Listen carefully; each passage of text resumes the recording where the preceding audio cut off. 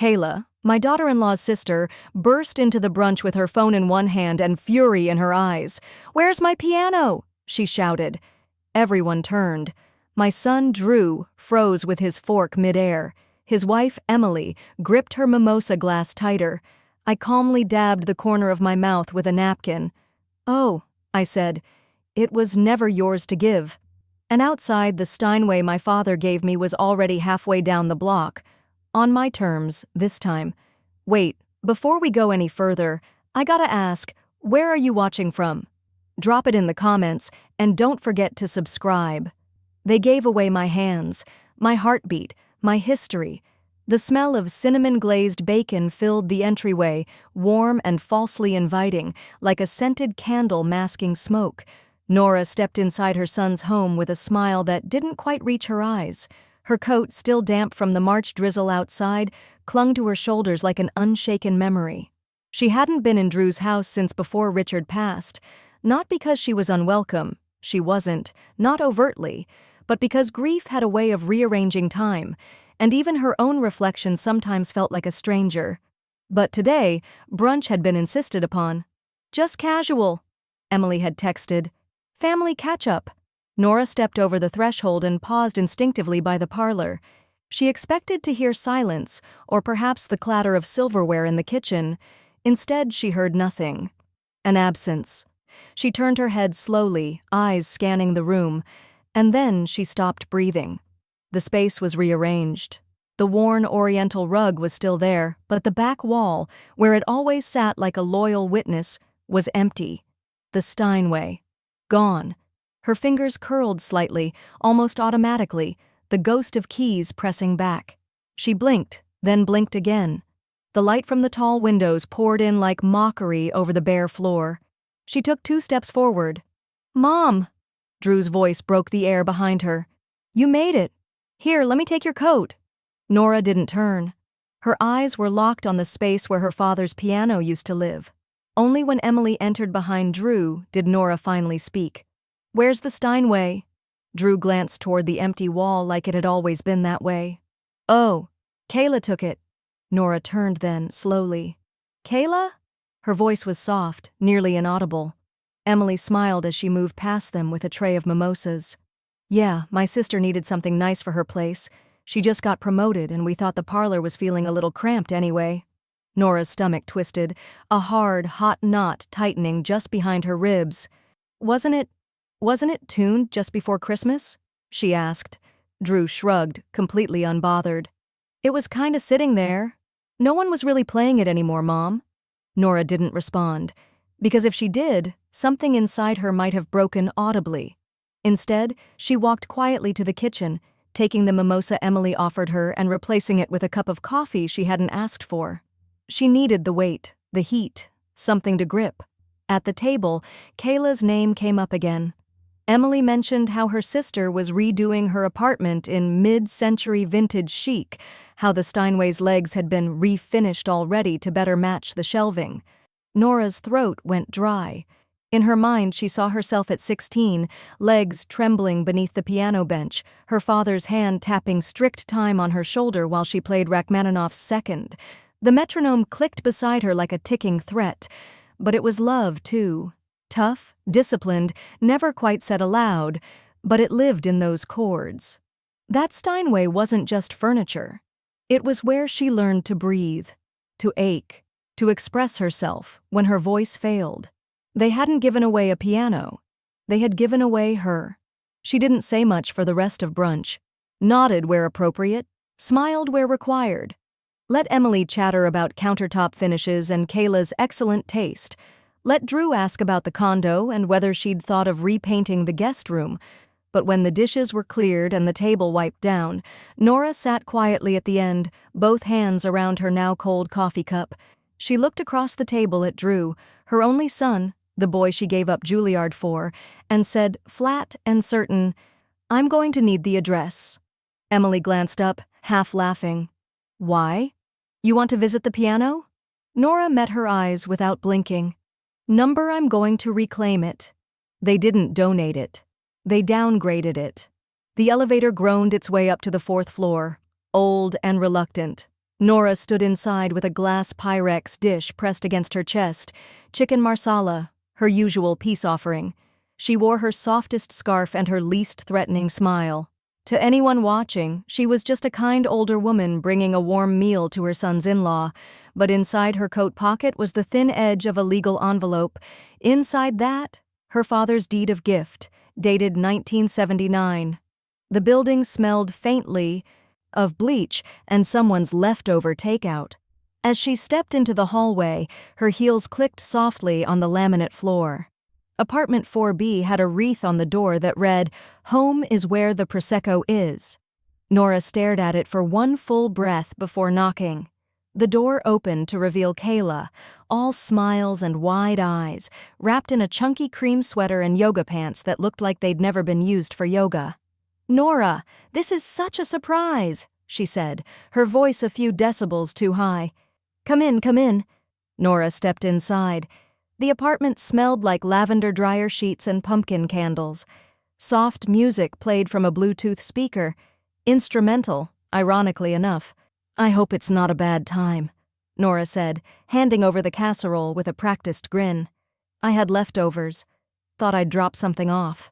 "You're the sweetest," Kayla said, ushering her toward the open living room. "Emily didn't tell me you might stop by." Nora didn't respond. Her eyes were already scanning the room, and there it was. Tucked into the far corner by the sliding glass doors, half obscured by a potted fiddle-leaf fig, was the Steinway. Her Steinway. Except now, it looked like a stranger. A woven basket of magazines leaned against one leg. A pile of unopened mail cluttered the lid. One of its cast-iron wheels had been removed, replaced with a rubber stopper. Nora walked over slowly, each step loud in her own ears. "You managed to fit it," she said quietly. "Oh, I know," Kayla replied with a little chuckle. "I was worried at first, but honestly, it really brings the room together, doesn't it?" Nora didn't answer. She ran her fingers gently along the keys. A soft plink emerged, flat, lifeless. She pressed another, out of tune. Her palm rested against the wood, feeling for a vibration that no longer came. "Was planning to sell it," Kayla said casually, flopping onto the couch and popping open a sparkling water. "But Emily was all, 'No, it's a family thing,' so I figured I'd hold on to it. It's kinda a vibe, honestly." Nora turned, her expression unreadable. "It was," she said, her voice smooth and clipped. "Still is." Kayla blinked at her, head tilted slightly, as if she hadn't quite understood. Nora walked back toward the door with the same pace she had arrived, her eyes sweeping the room one last time. She didn't comment on the dust lining the music stand, or the scratch on the left leg, or the chipped ivory on middle C. She simply said, "Thank you for the water," though she hadn't taken any, and left. In the elevator, Nora reached into her purse and pulled out the slim black wallet she hadn't used in years. Tucked inside a side slot was a cream-colored card, faded at the corners. Delaney Fine Art Logistics Discreet Retrieval, Secure Transport, Legacy Handling with Care. She stepped out into the afternoon sunlight, pulled her phone from her pocket, and dialed. A man answered on the second ring. "This is Delaney." Nora's voice was calm, collected, sharp enough to cut velvet. "I need to schedule a private extraction," she said. "The item was taken without consent." Delaney paused, then said, "Do you have proof of ownership?" Nora looked down at the envelope inside her coat. "I do. He gave away the only place I still felt like myself." The house was quiet in the kind of way that felt earned, not by peace, but by years of holding in too much. The sun had slipped into late afternoon, casting a thin gold sheen across Nora's hardwood floor. She moved slowly, carrying a canvas storage box into the living room like she was returning something sacred to an altar. Inside the box were the pieces of a life she'd mostly stopped sharing out loud, her old music journals. She hadn't opened them in years, not since Richard passed. Not even during the long, stilled hours after the funeral when the house felt like it might split at the seams with silence. One by one she laid the journals on the coffee table, spiral-bound ones with worn corners, leather-backed books with elastic bands long since snapped. Their pages smelled faintly of graphite and time, of backstage rooms, practice halls, and New York winters she never got to live through. She opened the first. On the inside cover, in her 18-year-old handwriting, were the words, "Practice is the act of remembering who you are." Her fingers trembled slightly as she turned the pages. There were sketches of original compositions, margin notes written in ink the color of black tea, and concert stubs from venues that hadn't existed in 2 decades. Tucked between the pages of one journal was a rejection letter, Juilliard. Not because she hadn't gotten in. She had. The offer had been there, crisp and full of promise, folded neatly beneath that letter. But she had just found out she was pregnant with Drew. Richard had held her hand as they read the acceptance, and he had said, "We'll figure it out." But she knew what he meant. They both did. Life had taken a sudden turn, one that didn't leave room for dorm rooms or practice schedules or future recitals. She had folded the letter quietly, tucked it into this very journal, and never spoken of it again. That piano, her Steinway, had been the only place where none of that had disappeared. Even when she wasn't performing publicly, even when she was just a mother making boxed mac and cheese and cutting coupons on Sunday nights, the keys had always been waiting, always familiar. Her hands might have aged, but they had remembered what her voice sometimes couldn't. She leaned back on the sofa, running a hand over her lap like she might be brushing invisible sheet music off her jeans. Then slowly, as though by instinct, her fingers lifted into midair and began to move, phantom notes floating through the room. She played an old piece, one she'd written in the early 90s, something soft and minor and unresolved. She wasn't touching anything, but she could feel the weight of each key. Her pinky curled on a C sharp. Her thumb struck a silent E. No sound filled the room, but her pulse shifted. Her shoulders softened. That space at the piano bench had been hers, and Drew, her son, her blood, had handed it away without hesitation, without asking, without recognizing that for her it hadn't just been furniture, it had been sanctuary. Rising from the sofa, she walked into Richard's study and knelt before the bottom filing cabinet. The metal handle resisted at first, like it remembered being opened with a different set of hands. She tugged gently, and the drawer gave way. Inside was a labeled folder. Estate and Marriage, Clark. She pulled it out, flipping carefully through bank documents and appraisals, until her fingers found the yellowing certificate she'd remembered. Steinway and Sons Model B, serial number 329847. Date of purchase, June 3, 1979. Gifted by Charles Hammond, father of the bride, to Nora Eloise Hammond.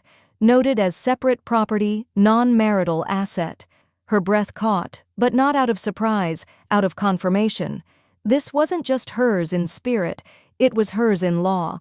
She took the paper and walked back to the dining table, unfolding her laptop with hands that no longer trembled. Opening her email, she began typing with calm precision. To info@delaneylogistics.com. Subject, piano retrieval, proof of ownership.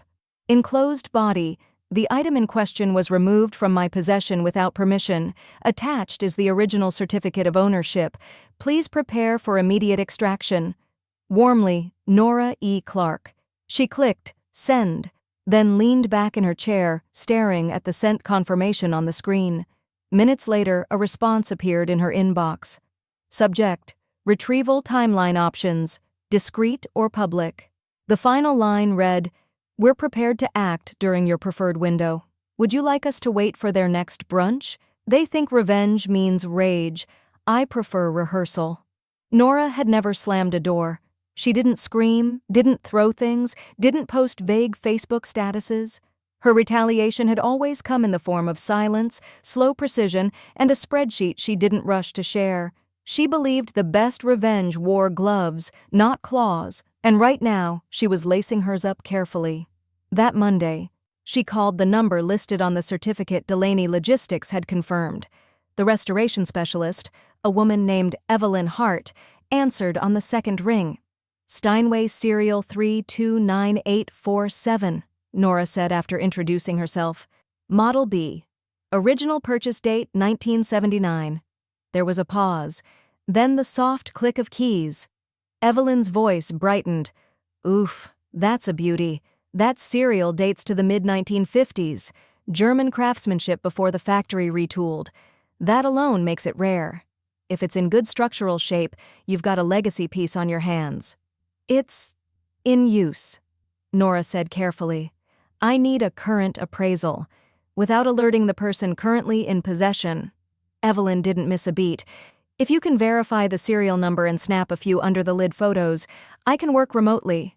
Do you still have access? I will, Nora said, her voice calm. Briefly. That Thursday, Nora returned to Kayla's apartment under the polite guise of dropping off Emily's heirloom baking dish, something she knew Kayla would never question.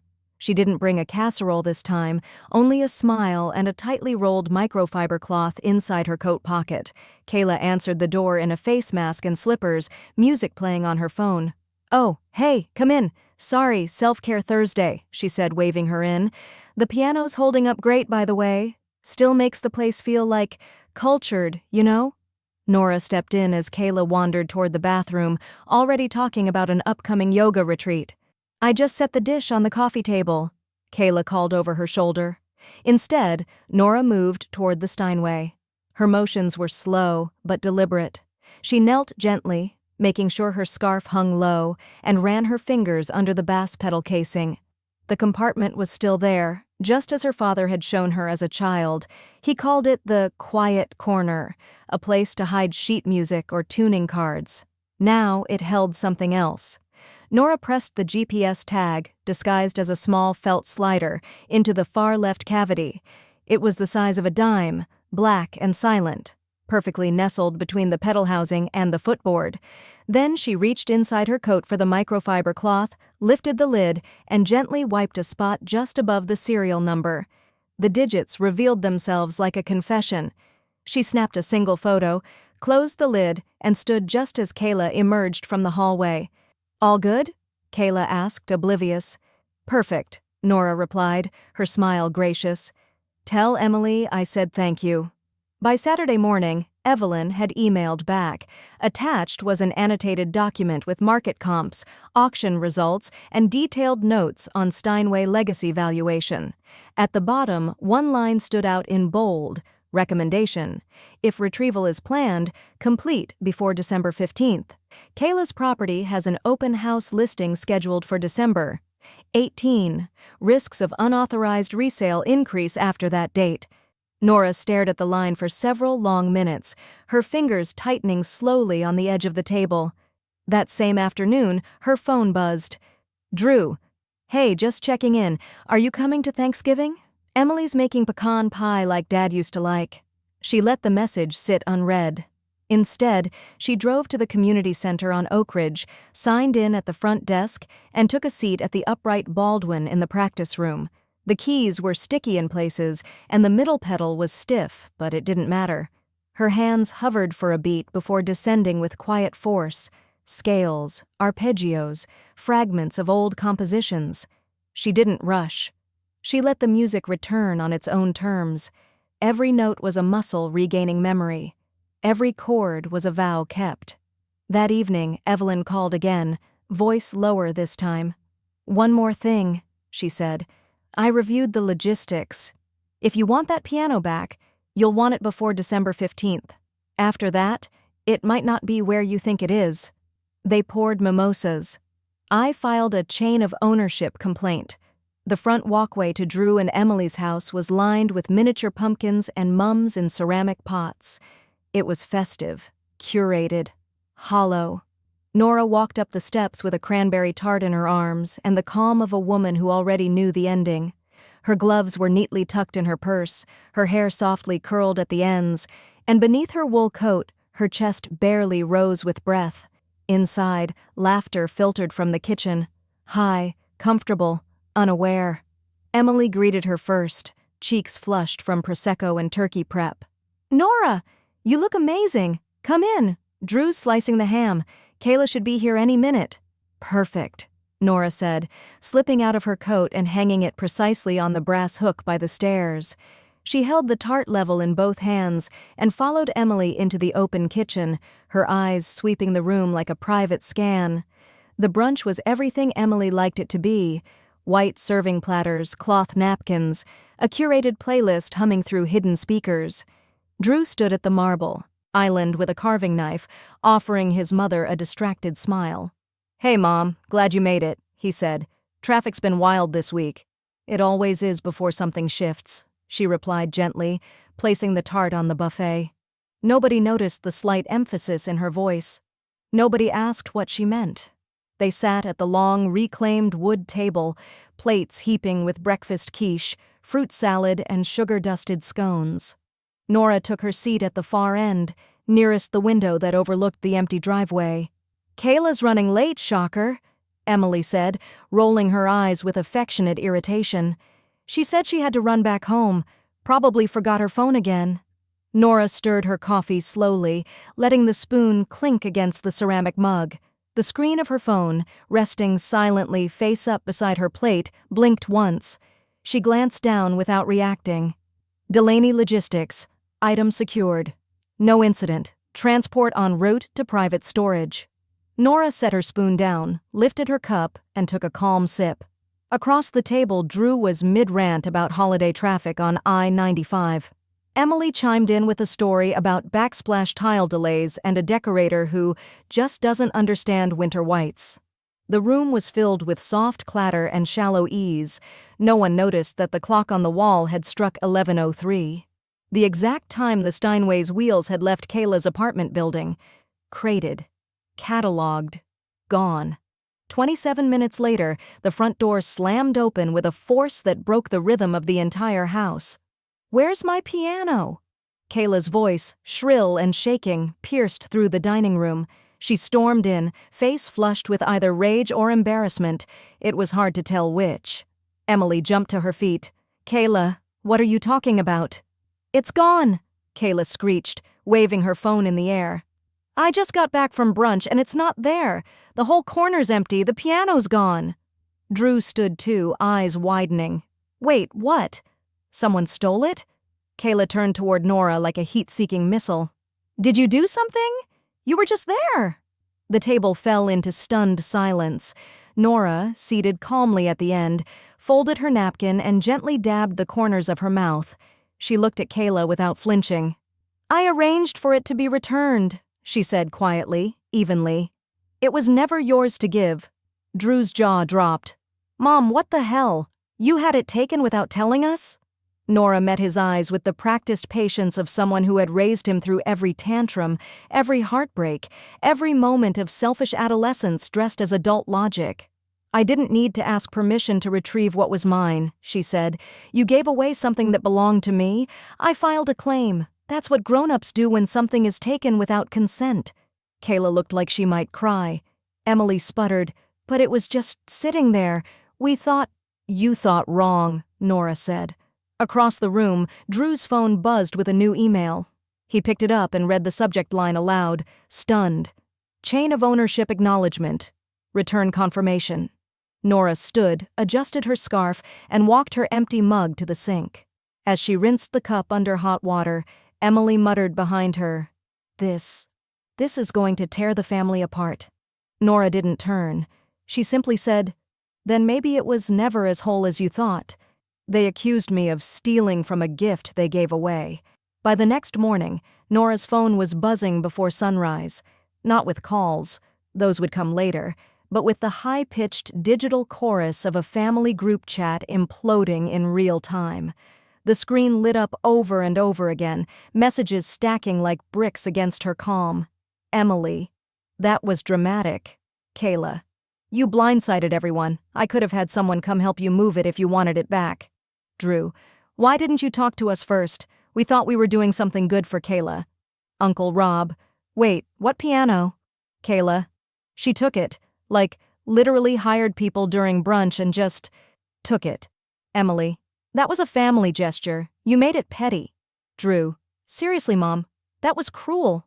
Nora read each message slowly, sitting at her breakfast table with her hands wrapped around a warm cup of black coffee. Her eyes didn't twitch, her lips didn't move. The only shift was the slow curl of her index finger as she scrolled, one thumb swipe at a time.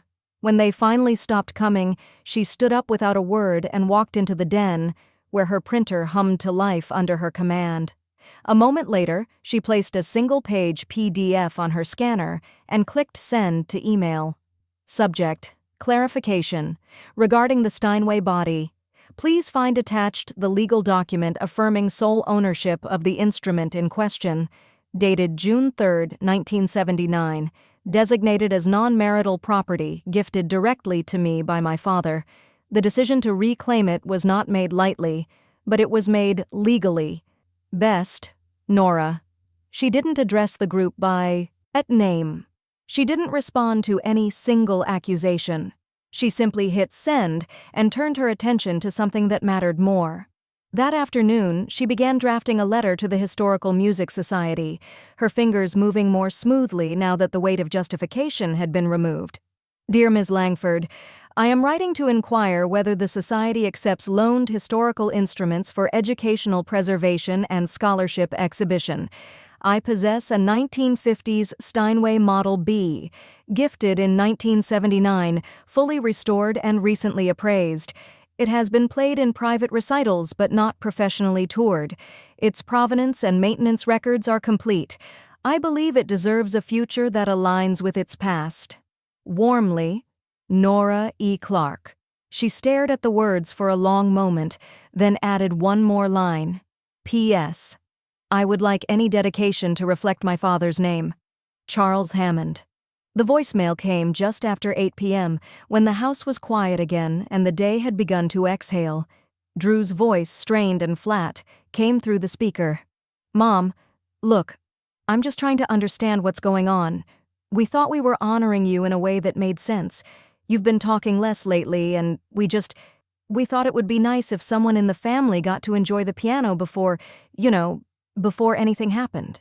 There was a pause, long enough to suggest he expected that to mean something, that it would soften her. That legacy belonged to the living only after death. You're being selfish, he said finally, as if the line had just come to him. We were trying to honor your memory early. Click. Nora stared at the screen for 2 full seconds, then tapped delete. Not save, not reply, not forward to her lawyer for documentation, just delete. The silence that followed wasn't empty. It was full of choice. The phone rang again. Not Drew this time. This ringtone was different. Low, deliberate, professional. She answered. Nora Clark, she said simply. Her attorney's voice came through on the other end, calm but clipped. We've reviewed everything, and given the timing, I'd suggest we move forward with a proactive statement before they try to reframe it publicly. Nora reached for her glasses, slid them on, and nodded slowly. I'm ready, she said. Let's put it in writing. On her desk, the scanned deed still sat in the printer tray, ink fresh, edges still warm. Nora looked at it once, then reached for a pen and underlined one phrase, non-marital asset, sole ownership, Nora Eloise Hammond.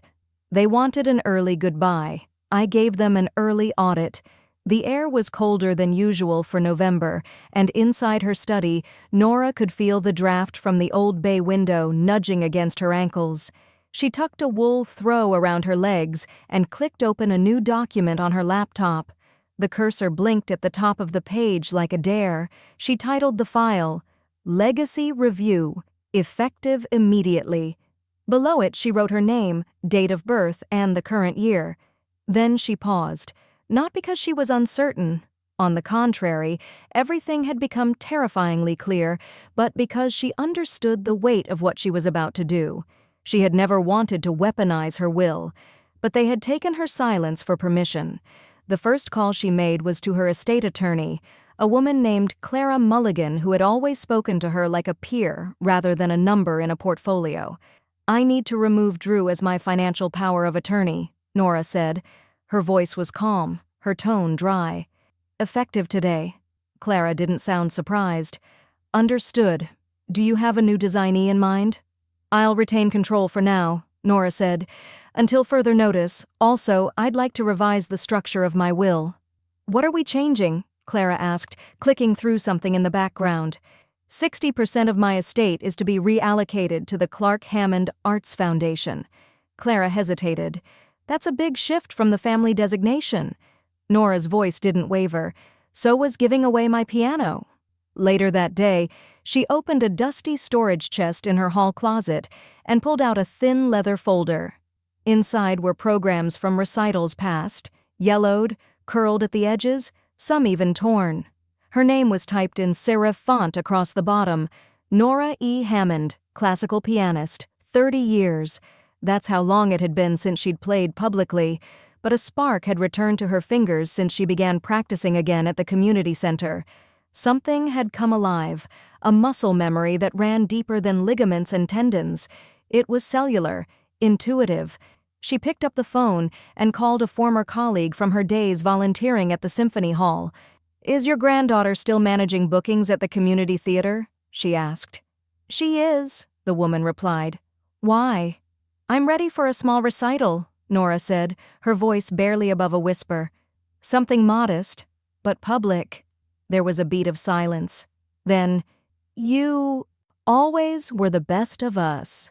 The official announcement went out the next week, An Evening of Piano by Nora Hammond Clark, A Legacy in Sound. Half of the seats were already reserved before Nora had even finished polishing her set list. Meanwhile, the family group chat had gone oddly quiet, until Emily broke the silence. "Emily, so we're just cut out?" Nora stared at the screen. The words looked harmless on their own, but she could feel the venom coiled behind the passive phrasing. Just cut out, as if the choice hadn't been earned, as if omission was a random act of cruelty instead of consequence. She didn't respond right away. Instead, she stood and walked to the piano bench, the Steinway now safe, tuned, and resting in her private storage unit until it would be unveiled at the recital. She opened the bench, pulled out her marked copy of Debussy's Clair de Lune, and placed it on the stand. Then her fingers drifted back into the keys. This time, there was no hesitation. The melody floated through her sunroom, soft and haunting, like it had been waiting for her all along. Back at the desk, her phone buzzed again. "Emily, you could have talked to us. You didn't have to make it so final." Nora typed a reply, then deleted it. Then typed it again. "Nora, I made it this final because you treated something sacred like a placeholder. I have nothing more to explain." She didn't hit send. Not yet. Her inbox chimed with a subject line that made her blink twice. "Local press inquiry. Feature on Nora Hammond Clark's return to the stage." She clicked it open and her hand trembled, but not from fear. From the feeling of being seen. They wanted my silence. I composed something else.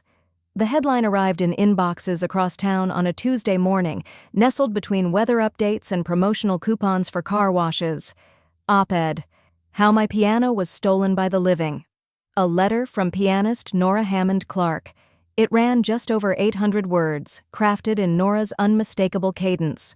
No exclamation marks, no begging for sympathy, only clean, deliberate sentences that laid out the facts like a scored sonata, a priceless heirloom gifted by her late father, passed through 3 generations of private play, taken without consent, nearly sold as decor. "It was not furniture," she wrote. "It was identity. And I was still very much alive when they tried to bury it." By noon, it had been shared by 2 former symphony conductors, 4 local arts patrons, and at least 1 small influencer account focused on elder artistry. Comments rolled in like slow applause. "Her clarity is a lesson in boundaries. This is why we archive our own histories before someone else rewrites them." She gave legacy a voice, not an apology. The letter was factual, restrained, but impossible to misinterpret. And not everyone appreciated the melody. By Wednesday morning, Nora's name was trending in the regional art world's private Facebook circles. Former students messaged her with quiet gratitude.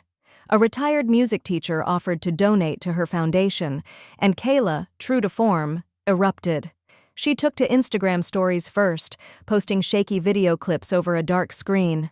"She's lying," Kayla's voice hissed. "I didn't steal anything. My sister's family gave it to me. This is just like senior spite." Nora watched it once, recorded it silently on her phone, and moved on. Next came the text image posts. A blurry selfie of Kayla crying, captioned, "Being bullied by someone I used to call family," followed by, "Don't believe everything you read. Some people know how to weaponize a piano." Within an hour, 2 posts were deleted, but not before Nora had taken high-resolution screenshots and emailed them to her attorney. She added the exact timestamps, device info, and visible usernames. Then she opened a fresh document and titled it, "Social Retaliation Log. Clark Estate Conflict, Exhibit C." She didn't respond publicly. That wasn't her instrument. Instead, she printed a copy of the open letter, placed it in an ivory envelope, and mailed it, first class, no note, to the Historical Music Society, addressed directly to the Director of Curation. She added a short handwritten postscript inside the flap. "If you value story as much as sound, you'll know where this belongs." That afternoon, while practicing scales on the upright at the community center, her phone buzzed on the music stand.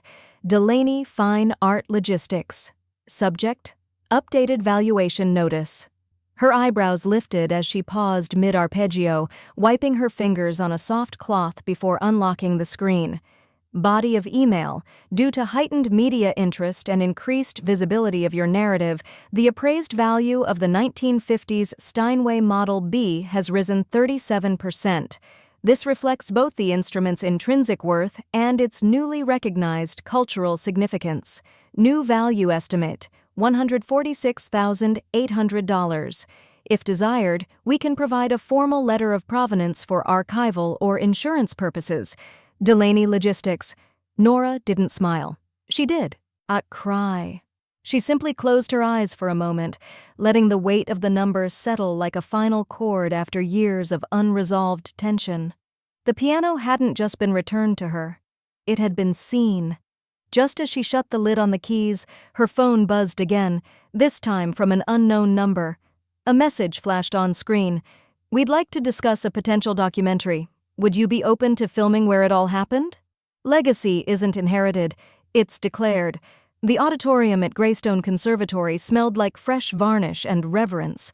Dustless hardwood floors gleamed beneath low, warm lights. Velvet drapes framed the stage.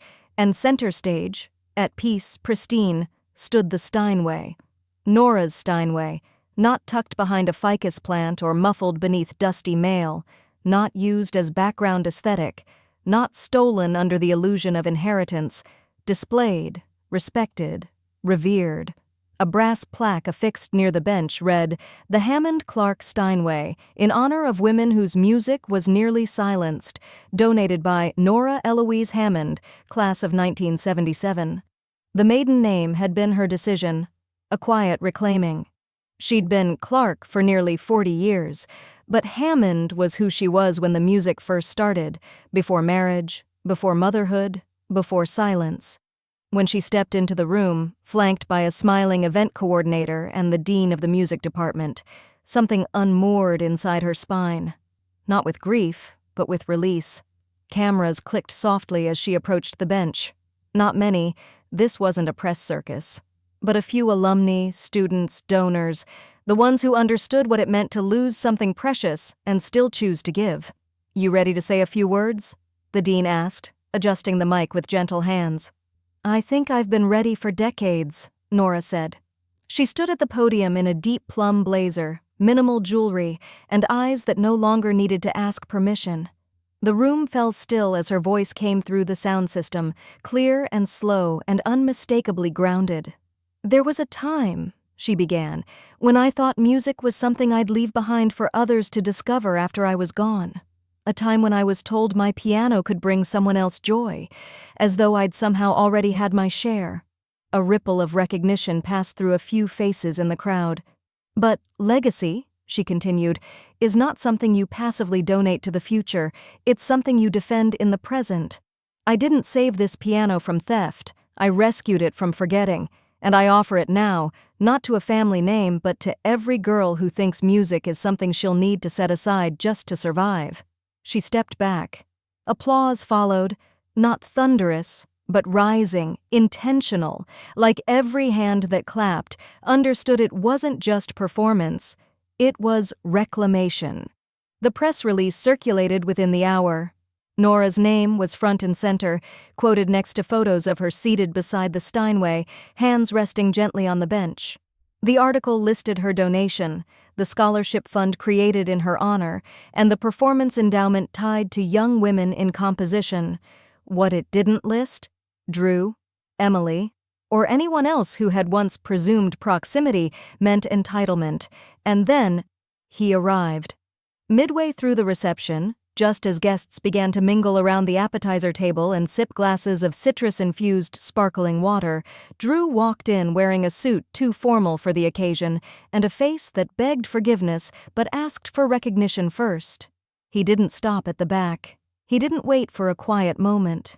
He walked right up to the stage and said, "Could I say a few words?" The room turned, confused. Nora blinked slowly. The dean looked to her. She gave no signal. Her silence was her answer. Drew stepped toward the podium anyway, gripping the edge like he needed it to stand. The audio tech, confused but cautious, let him speak. He cleared his throat. "I just wanted to acknowledge," he began, voice cracking with the strain of expectation. And then the mic cut off. The tech blinked at his panel, unsure if it was technical or intentional. Drew tapped the mic. Nothing. Nora remained seated in the front row, poised, silent, unmoved. Drew looked down at her, and for the first time in years, he saw the full portrait, not just of a mother, but of a woman who had outgrown waiting to be heard. As Nora rose from her seat to walk toward the reception table, a young girl from the conservatory stopped her. "My name's Joy," she said softly. "I want to play that piano one day." Nora smiled, then whispered, "You already will. You'd only notice it if you ever played it yourself." It was the softest imperfection, a faint metallic click just before the damper released. Unnoticeable to anyone admiring from across a parlor or snapping a photo for social media. But to someone who'd spent hours coaxing emotion from those keys, the flaw was unmistakable. The leftmost pedal on the Steinway had been slightly misaligned. Since Nora was 22, her father once called it the piano's heartbeat glitch, a reminder, he said, that even masterpieces had scars. They never fixed it, not properly. It was too subtle to interfere, too familiar to remove, until now. Now, with the Steinway housed under the care of Greystone Conservatory and its legacy secured in scholarship, the conservator offered to restore it fully before its first formal student recital. Nora agreed, but with one condition. "I'd like to keep the original pedal," she said. "Just the one." The technician raised an eyebrow but nodded. "Sure, you're the donor. Want us to mount it for you?" She smiled faintly. "Yes, but not as part of the bench. I'd like it displayed in my home." 2 weeks later, it arrived in a velvet-lined shadow box, the worn brass pedal polished gently, not to shine but to preserve its lived-in quality. A small engraved plaque beneath it read, "Played beyond repair." Still carried the sound. Nora placed it on a narrow shelf above her writing desk, just beneath a framed black and white photo of her younger self, hands hovering above the same Steinway during her first solo performance in 1981. She ran a finger along the curve of the pedal's edge and exhaled. They never noticed the pedal was broken, because they never truly played it. That evening, she opened her journal, the one she had started the day she saw the piano sitting neglected in Kayla's apartment, wedged between a coat rack and a forgotten pile of magazines. She flipped to the final page and began to write slowly, deliberately, the ink steady and dark. Music was never theirs to inherit. They mistook proximity for permission, but a piano does not belong to the room it sits in. It belongs to the hands that speak through it. She paused, then added one more line. "And I never stopped speaking." Nora closed the journal, set her pen down, and for the first time in months, she felt no urge to follow it with a plan. No follow-up call, no legal review, no drafted statements. Just silence. It lasted until morning. Her phone rang just as she was rinsing her coffee mug. The screen lit up with a name she hadn't seen in years but had kept stored in her contacts anyway. Mara Levine, Legal Affairs. Nora dried her hands and answered. "Mara?" she said calmly. To what do I owe the honor? I'll keep it brief, Mara replied. Her voice was brisk, professional, but not unkind. I'm calling because Emily has reached out to a local firm. They're claiming potential grounds for a defamation suit, something about your open letter and its intentional damage to her reputation. Nora raised an eyebrow and walked to her desk, placing the call on speaker as she opened a drawer full of labeled folders, screenshots, notarized documents, timestamps. Does she know that truth is a full defense? Nora asked dryly. Mara chuckled once. She's banking on public perception more than legal substance, but you should be prepared. They may try to paint your story as vindictive. Nora's hand grazed the base of the mounted pedal on her shelf. If they want to make noise, she said, they should have learned to play the right notes first. Mara hesitated, then added, There's one more thing. A journalist from Modern Arts Weekly just reached out. They want to do a profile. Nora's heart gave a tiny jolt. Of the piano? She asked. No, Mara said. Of you. They wanted silence. I gave them a symphony of receipts. The envelope was ivory with gold trim, the kind meant to look important. Nora opened it with the blunt side of her letter opener, careful not to crease the contents. Inside, 3 printed pages. Legal notice, barely veiled behind faux formal politeness. Plaintiff, Emily Monroe Clark. Allegation, defamation of character. Cause, emotional distress and reputational damage stemming from public narrative published in local media. Nora let out a breath, slow, deliberate. She'd expected this storm. What she hadn't expected was how calm she'd feel standing in it. She folded the pages neatly, placed them beside her mug of Darjeeling, and pulled open the drawer she'd labeled Proof, Legacy Defense. The symphony began with a spreadsheet. Dates, times, subjects, every instance in which Emily, Kayla, or Drew had referred to the piano as extra furniture, unwanted, or non-essential. Email headers, screenshots, voicemails. Next came the scanned deed of gift, notarized and dated 1979, the certified valuation letter from Delaney, the Instagram posts, deleted but archived, where Kayla called her a bitter senior who cares more about objects than people. Then came the open letter itself, crisp, respectful, and fact-checked line by line, and the cherry on top, an audio recording, clear as a bell. I mean, it's not like she was using it. Emily's voice scoffed in a casual brunch recording Nora's neighbor had captured during an accidental crossover event at the cafe. Nora hit play and listened again. The line dripped with condescension. No malice needed, it was dismissal dressed in honey. She smiled. Let's go to court. The hearing was swift. Emily arrived in a beige sheath dress, flanked by a high-priced but ill-prepared attorney. Nora, dressed in charcoal wool and pearl earrings, came with Clara Mulligan and a thumb drive of exhibits. The judge, an older woman with wire-rimmed glasses and a voice that didn't need amplification, took less than 20 minutes to make her stance clear. There is no evidence of malicious defamation, she said plainly, closing the file. Only evidence of a woman telling her own story. Dismissed. Nora didn't look toward Emily as they exited the courtroom. She didn't need to. The silence behind her said enough. 2 weeks later, Modern Arts Weekly published a 2-page spread with the title, Played Beyond Repair, an excerpt from Nora Hammond Clark's living memoir. The piece began with a memory, Nora at age 11, sitting at the Steinway, her father's watchful eyes just behind her shoulder.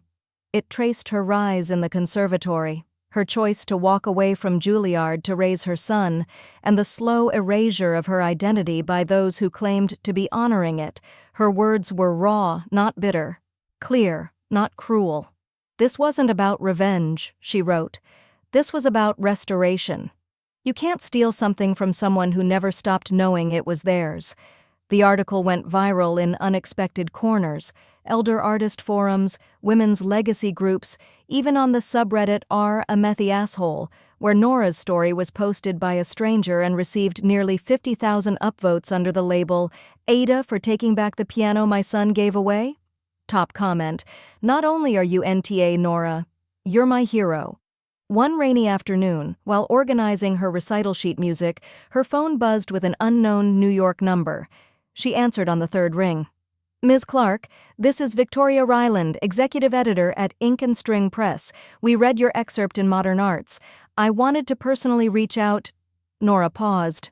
"Yes?" she said, voice cautious but intrigued. "We'd like to publish your full story," Victoria said. "Memoir, essays, whatever form you choose, but we think the world is ready to hear more." Nora looked out the window. Rain streaked the glass in quiet rivulets, and somewhere in the distance she could hear the faint roll of thunder. "I think," she said slowly, "so am I." That night, Nora pulled her journal from the drawer, flipped to a blank page, and wrote the words, Chapter 1, The Note They Didn't Hear. She circled the title once, then picked up her pen, and began. They practiced entitlement. I practiced truth. The publishing contract was thick, legal pages stacked and tabbed, every clause highlighted in yellow or blue.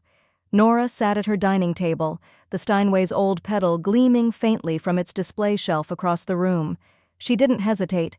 She clicked the fountain pen open and signed her name with the steadiness of someone who had nothing left to prove, only something to preserve. Nora Eloise Hammond Clark. The Keys They Couldn't Keep, a memoir of music, silence, and taking back what's mine, Ink and String Press. Spring 2025. After decades of composing in the margins of receipts and between grocery lists, Nora finally had a deadline. Real editors, a cover designer, a voice. But it wasn't the advance check or the industry praise that moved her. It was what she did the morning after the contract arrived. She drove to the Oakwood Community Center, a squat brick building with peeling paint and a piano that looked like it hadn't been tuned since the Clinton administration. She walked into the multi-purpose room with her sleeves rolled up and her heart wide open. 8 folding chairs, 3 chipped music stands, 2 girls chewing gum, 1 boy tapping beats with pencils against a metal chair. "Beginner piano?" one of them asked skeptically. Nora smiled. "Beginner everything," she replied. Twice a week, she taught chords and posture and rhythm. She didn't just give them scales, she gave them stories. She told them about how hands remember when hearts try to forget, about how mistakes in music aren't endings, they're invitations to keep playing. One student, Javier, brought in an old Casio keyboard from his cousin's garage. It was missing the B-flat key. Nora adjusted the practice sheet so every piece could be transposed to avoid it. "You can still play a full song without one note," she told him, "but when that note comes back, you'll know how much it matters." Her days filled with slow crescendos, practice room laughter, smudged sheet music, the soft thunk of piano lids closing after a lesson well done. But one evening, as she packed her bag, someone knocked on the doorway. She looked up. It took her a moment, but then she recognized the tall man with salt-streaked hair and a cello case slung over his back. "Will?" she asked, blinking. Will Forrester, conservatory ensemble partner.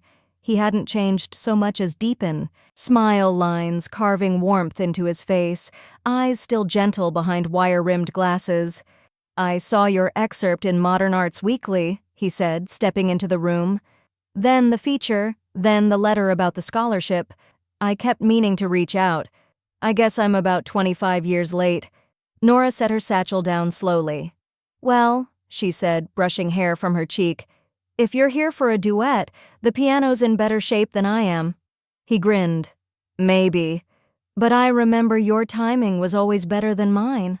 That weekend, Nora stood outside her old conservatory's staff entrance, waiting to meet the school archivist for a donation drop-off. In her arms was a leather-bound copy of her sheet music journals, her early compositions, revised by candlelight when Drew was a baby. As she waited, her phone buzzed with a notification from the State Commission for the Arts. She blinked. Subject: Legacy Recognition Nomination. Confirm submission. The body was short and formal. "You've been nominated for the 2025 Legacy in Arts and Education Award. Please verify biography and image for public announcement." She read the line twice. Then again. Someone had submitted her name. She looked around the courtyard, barren trees, a fountain still frozen from last week's cold snap, and then it hit her. Will. Or maybe one of the students. Or someone who had seen what could no longer be silenced. Just as she tapped confirm, another message came in. This one from the production team at her publisher. "We've locked your book cover. You'll want to see this." The file attachment opened to a minimalist black and white design. The Keys They Couldn't Keep by Nora Hammond Clark. A single Steinway key floated mid-page, cracked at the stem but shining. They thought legacy was inherited. I made it earned. The morning sunlight struck the framed deed with the soft glow of reverence. Nora had placed it in a simple walnut frame, no gilding, no ornate corners, just clean wood, glass, and her father's curling signature from 1979 beneath the words, "Gift of Personal Property, Steinway Model B, Serial 374661. It now hung in her hallway, directly across from the mirror Drew used to fix his tie in before high school dances. A symbol, yes, but also a receipt, of ownership, of history, of boundaries. That afternoon she emailed him a scan of it. No subject line, no explanation, no greeting, just an image. 10 minutes later, his response arrived. "So this is it? You're cutting me out for good?" She didn't reply. Instead, she printed his message, filed it under the tab labeled Emotional Leverage Attempts, and brewed herself a fresh pot of coffee. The press release hit the wires the following week. Nora Hammond Clark to receive Living Legacy, honor for lifetime contribution to arts and education. It was typically the kind of award given posthumously, its past recipients listed in bronze plaques at the conservatory entrance. This year, they'd changed course, opting to honor the legacy of a woman who, against a slow suffocation of domestic expectation, reclaimed her voice and passed it on. The email notifying her was official, cold in tone, but the last sentence struck something raw inside her. "We commend you not just for what you preserved, but for what you refused to let be erased." Nora didn't tell anyone about the ceremony at first. Not even Will, who now joined her weekly for slow, familiar duets in the community center's practice room. His cello had aged like her Steinway, its tone deeper, less urgent, more resonant. They never spoke about the years between them. They just played. But 3 days before the award dinner, a thin envelope arrived in the mail with no return address. Inside was a ticket, one reserved seat, orchestra level, row E, seat 12, recital hall, Greystone Conservatory event, Legacy Performance Series, honoring Nora Hammond Clark. She didn't have to guess who sent it. The handwriting on the envelope was Drew's, too neat, as if overcompensating. That night she sat at her desk, the ticket resting like a challenge beside her tea. Will called, voice warm through the receiver. "You ready for Saturday?"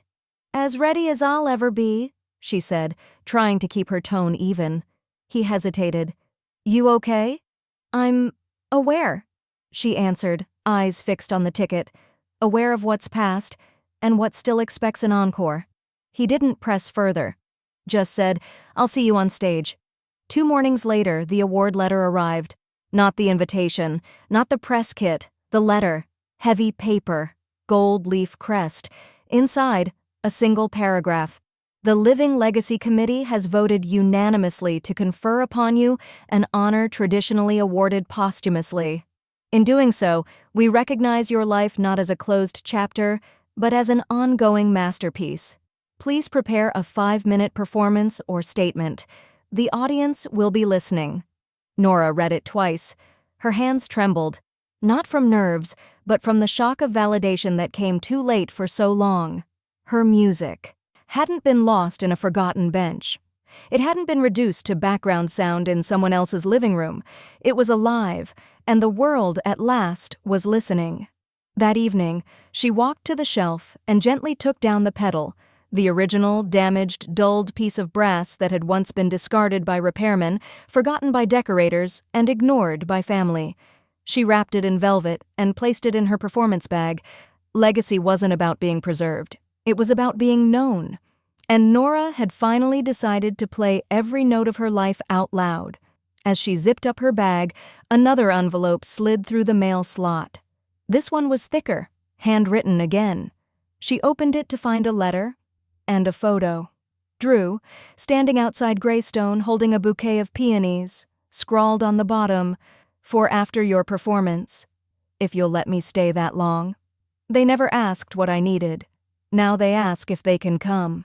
The concert hall lights dimmed, cloaking the rows of silk scarves, tailored suits, and gray heads nodding in polite anticipation.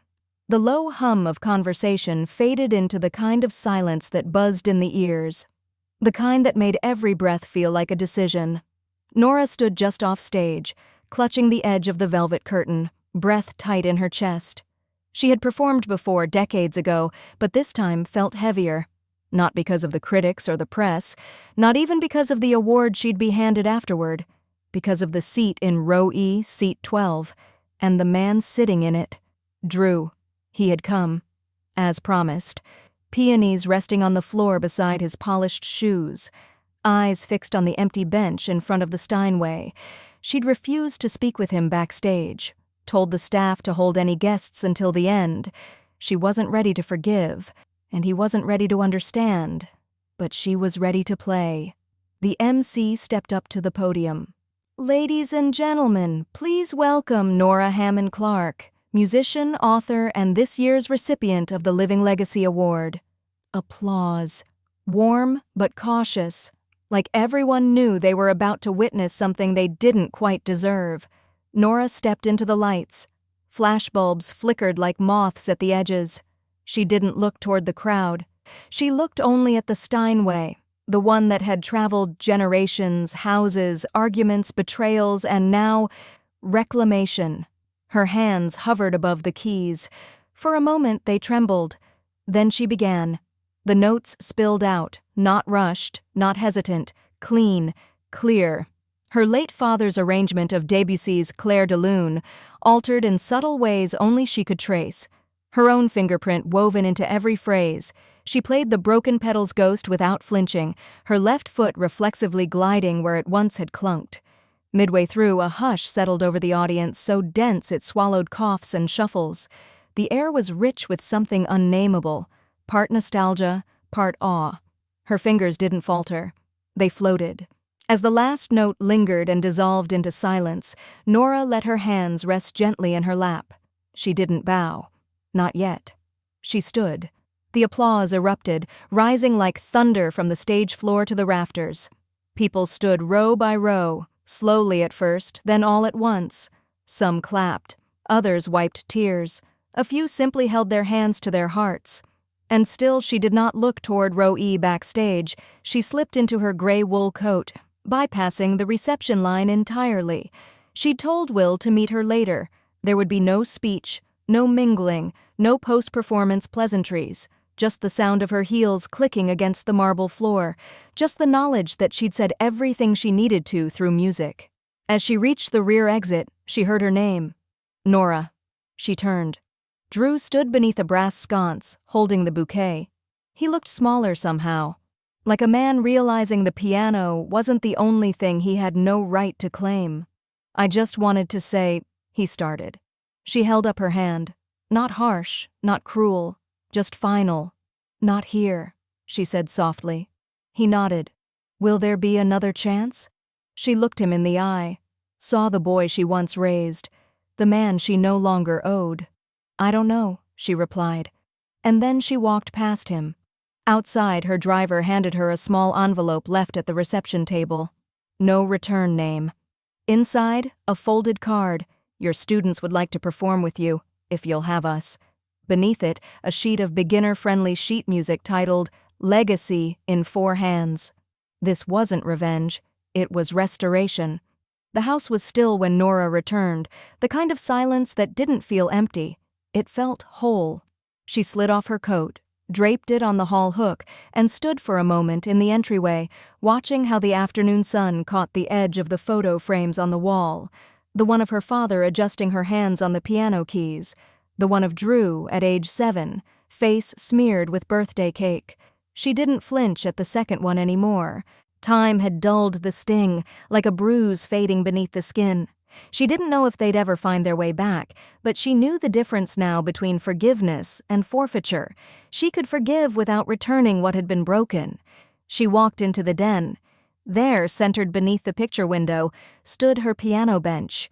The Steinway itself was gone, donated, installed, engraved with her maiden name on a brass plaque. But the bench remained, deliberately left behind, a keeper of memory, a vessel of what stayed. Nora sat down slowly. The wood creaked familiarly beneath her. She opened the seat lid, and inside she placed the recital program. Folded once, still warm from being held all night. The inside read, Legacy Performance Series, Nora Hammond Clark, The Keys They Couldn't Keep. She ran her fingers over her name, not hidden under someone else's, not tucked between parentheses. Her name, full, intact, declared. Later that week, she arrived at the conservatory's satellite campus, tucked beside a charter elementary school and flanked by rows of red bud trees just beginning to bloom. A familiar hush settled over the recital hall as she entered. Her students stood near the edge of the stage, some adjusting ties, others swaying nervously, waiting.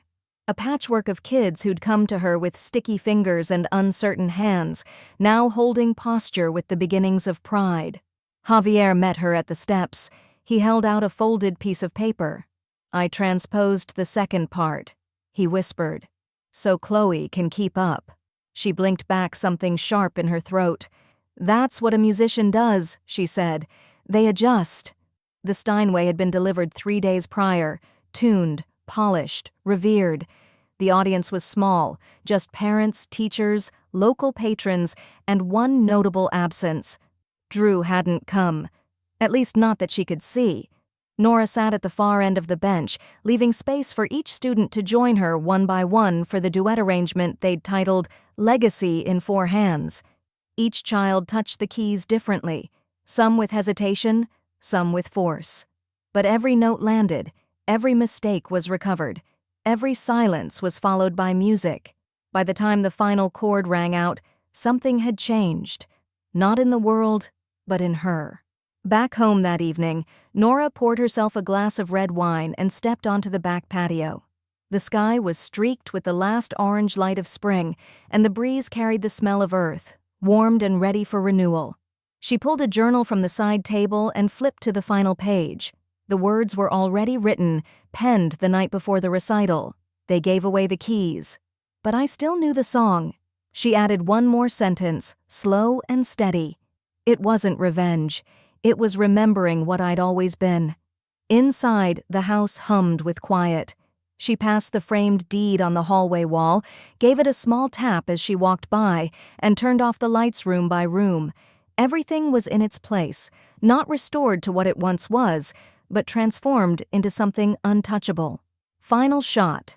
At the conservatory, the camera pans over the Steinway, now the centerpiece of the new Women's Legacy Room. A brass plaque reads, Donated in honor of Nora Hammond Clark, composer, teacher, survivor. 8 children sit in a semicircle around it, fingers poised. They begin playing Clair de Lune, 4 hands at a time, 1 note at a time, together. I didn't get back what was stolen. I made it priceless.